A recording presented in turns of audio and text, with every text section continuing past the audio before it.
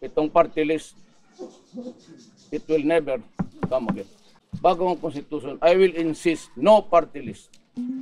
Inabuso lahat yan.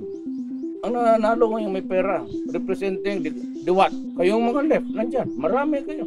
Are you not really worried about what happens to the next generation?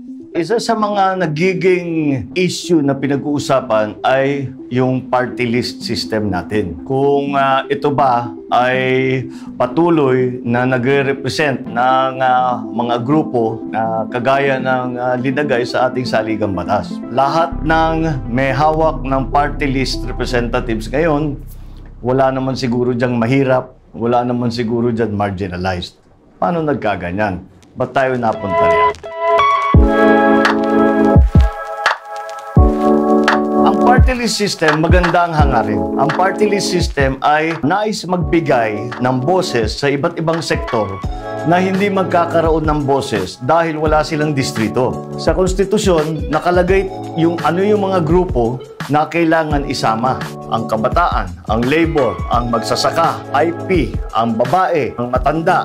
Lahat ng mga grupong yan, hindi magkakaroon ng representative yan dahil wala silang jurisdiction. Wala silang distrito kung saan sila tatakbo na maidala naman nila ang kanilang mga issue sa pamahalaan. Ito namang mga grupong ito dapat natin pakinggan dahil sila ay may sariling issue na nakakaiba sa mga issue sa iba't ibang grupo. At itong mga issue na ito ay hindi nabibigyan ng pansin dahil nga walang boses ang mga sektor na yan. So, maganda ang hangarin at maganda naman na nagsimula. Noong una akong naging congressman, hindi pa naisabatas kung paano ang sistema sa party list system. Kaya nung una ako naging congressman, 1992, tawag namin dyan is sectoral representative. Appointed lang nun. Ngayon, ito ay hinahalal na. The Commission on Elections, sitting as National Board of Canvassers, has proclaimed 51 party list groups as winners in this year's midterm elections.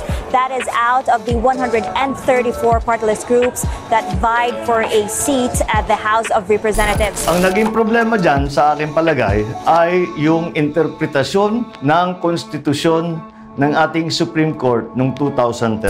But in 2013, the Supreme Court ruled that the party list system is not limited to marginalized sectors. The High Court said it is also for other regional and small groups.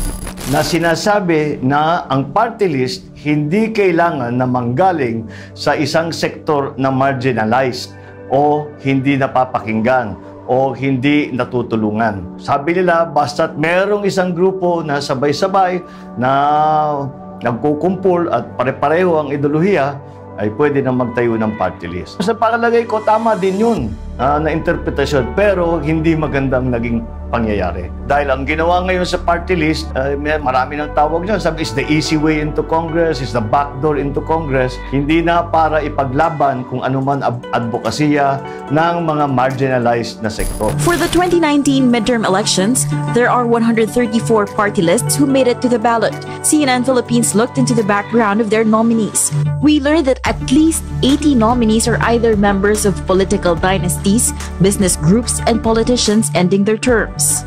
Of the 80, at least 50 belong to political families. Yan ang nangyari sa party list system natin ngayon. Nasapawan na naman ang mga maliliit ng mga malalaki at mayayaman. Nawala na naman ang boses ng mga marginalized sectors, napunta na naman sa mga may poder at saka sa may pera. Sana ibalik natin ang interpretasyon natin dito sa party list system. Sana maibalik natin sa dating intensyon ng saligang batas at marinig natin ulit ang boses ng mga marginalized sectors na mabigyan natin ng tulong, na mabigyan natin ng pansin, na malaman ng ating pamahalaan kung ano ang kanilang pangangailangan.